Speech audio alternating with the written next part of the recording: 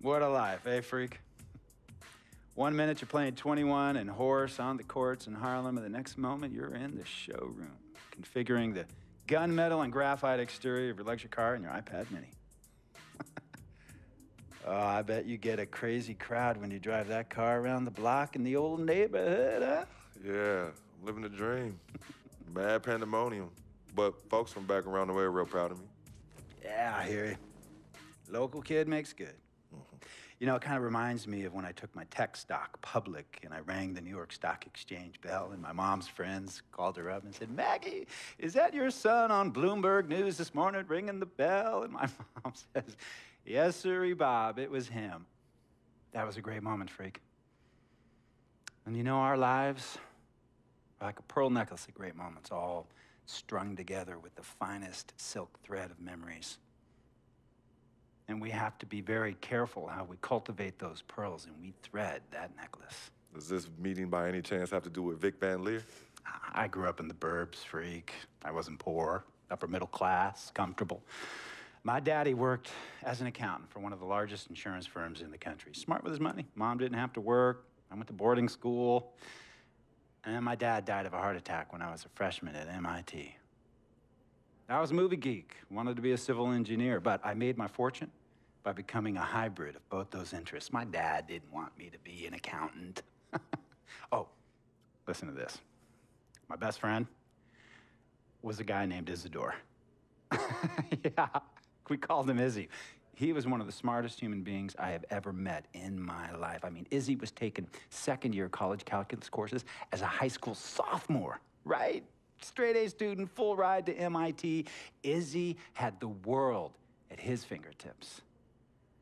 But he was always looking for trouble, and trouble found him. He ran with the wrong crowd. And when we got to MIT, he got this great job working for a financial consulting firm in Boston. But every weekend, he would fly to Vegas. You see, Izzy had a system for counting cards in Vegas that had the big casinos on the Strip. Oh, stymied. He would come back to MIT with suitcases filled with $200,000 in cold cash. What? Yeah. So your man Izzy was getting hit off like that? Like a fat rat in a cheddar cheese factory, freak. Okay, so what happened to this dude Izzy, because he's dope? No, not dope. Dead. After he'd been missing for 3 weeks, the Nevada State Police never found hide nor hair of Isidore. And our friendship took a hit when he asked me to hang out with him in Vegas, and I said I wouldn't do it because I knew he was on a dark and twisted path in his life. And yes, he was my dude. But no way was I gonna throw my life away trying to show my loyalty to a guy who really and truly didn't understand what loyalty was all about. So this meeting is about Vic. Correctamente. Okay, well, sir, Vic isn't Izzy. And why's that, freak? Well, for one thing, you and your dead friend Izzy didn't grow up poor. Me and Vic grew up in a neighborhood where we had to look over our shoulder every 2 seconds to make sure nobody was going to walk up on us and rob us. True. Izzy and I did not grow up in the hood. But we, like you, thankfully grew up in a 2-parent household. But even that wasn't enough for Izzy. He wasn't satisfied. He was always looking for a 5-alarm fire when he already had the warmth and comfort of a loving family. This is not about class warfare, freak. This is about the consequences of making bad choices and risking it all when you feel like you have nothing to lose. Vic is like a brother to me, sir. But you shouldn't be Brother Vic's keeper, freak. Would a brother go looking for trouble and put your career and your livelihood at risk by getting into fights at nightclubs and seedy after-hour joints and then scream to the media, "Yeah, it's all good, I'm an FOF, friendo freak. It's all misunderstanding. Y'all be haters, don't hate my game." I don't think a brother would do that to someone they really cared about, but a guy who looked at you like a meal ticket would. No. See, you don't understand Vic. Really? I don't understand. No.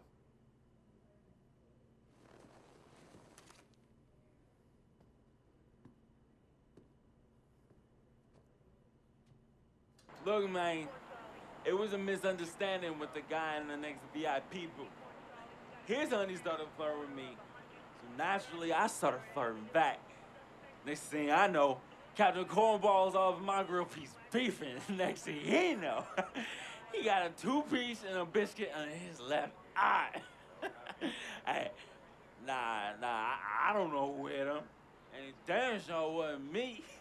Hey, Captain Cornball's mad because I'm an FOF, friend of freak. Hey, but check this out, though. He needs to train that hottie before he leave the house, though. Yo, he's hot as ain't loyal, man. What's there to understand? Are you freaking blind? You know, I just want to know, how much did you pay your lawyers to make all this go away? Almost $100,000. Excuse me, son, I'm sorry, I couldn't hear you. I said I paid almost $100,000. Exactly. And if you keep riding shotgun with Vic, you're gonna go broke. Quick, fast, and in a hurry. Look, Vic is my friend, and I grew up with him. How many times I gotta tell you, sir? Freak, this is not a request. I am not asking you to do this. I am telling you to do this. And the first order of business is that Mr. Vic Van Leer is banned from traveling with you on the road. Vic is banned from the locker room. And Vic is banned from this arena. And if I catch this guy, Vic, in or anywhere near the facilities, Mr. Vic Van Leer will be arrested for trespassing. Are you serious, sir? Brother, I'm as serious as cancer. We all know that can be deadly. You know, when me and Vic were kids, playing summer tournaments at the Dome, we always imagined making it to the pros, right? And after the crowds left, just a street light was on the court, like 11:30, 12 midnight, even 1 in the morning sometimes. We used to practice player introductions, running on the court, giving dab high-fiving the teammates. Vic, he would act as an announcer. You know, he would introduce me, announce my name on the loudspeaker, and the Jumbotron would flash my image like a little guy dressed in long shorts and a jersey. And now, fresh off his 3-game, 62-point scoring streak, the youngest player to ever do so in NBA history, Frequency Vibrations.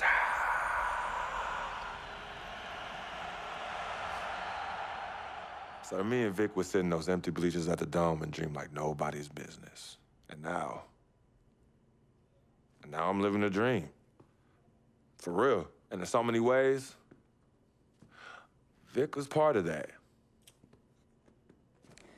Please, listen to me. I mean, I know this guy's your dude from way back. Look, me and Vic go way back like the front seats of a 67 Cadillac. That's good. We go way back. Did you say front seats? Front seats of a 67 Cadillac. We go way back like the front seats of a 67 Cadillac. Well, do you have any crickets? I'm gonna be the hit once again at Herbie Allen's Sun Valley Shindig because my fellow billionaires love it when I walk and talk that talk. So that almost sounds... No, let me tell you exactly what it sounds like. I respect, admire, and most importantly, love you as a human being and a role model. But I pay you a lot. And I mean, I pay you a lot of money to play for my team. And I am in this game to win it. And you can't win it with an albatross around your neck like Vic. So Vic is done. History. And here's some more lingo that I picked up from a former megastar who used to play for me several seasons ago. Thought I would never release him until I did. And now he's the 6th man on a struggling team in Venice.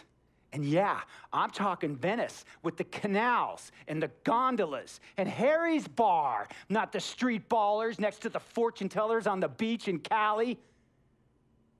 This guy used to tell me when he thought there was a player destroying our team, don't be a hero, cut that zero. And that is what I am telling you about Vic, freak. Don't be a hero, cut that zero. The only thing Vic brings into your life is headache.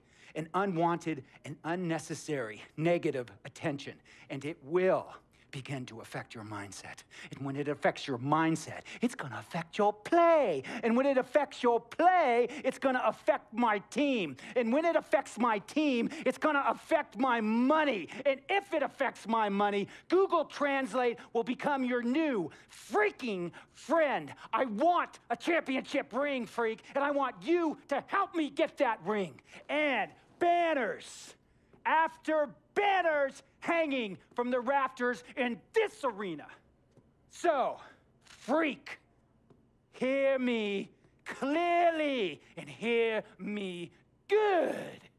V, G, Vic, gotta go.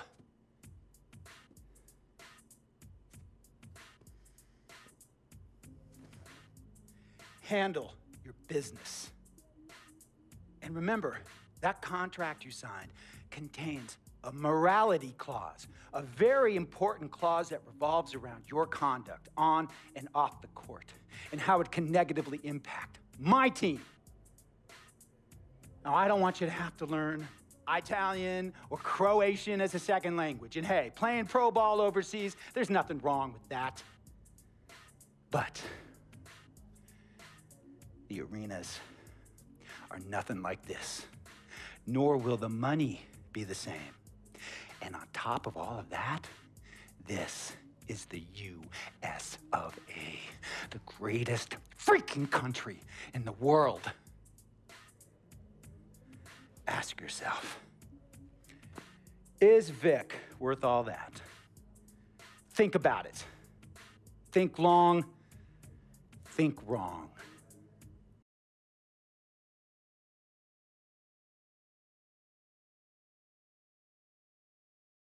Tell you about Vic. He has his bad rap.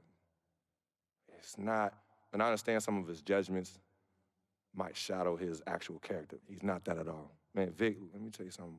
We actually, we have love for each other. We're brothers. Blood couldn't make us any closer at all. I mean, he has so much loyalty to me and to my family. You could see even Cece, has issues with him, but he still loves her. He still loves her.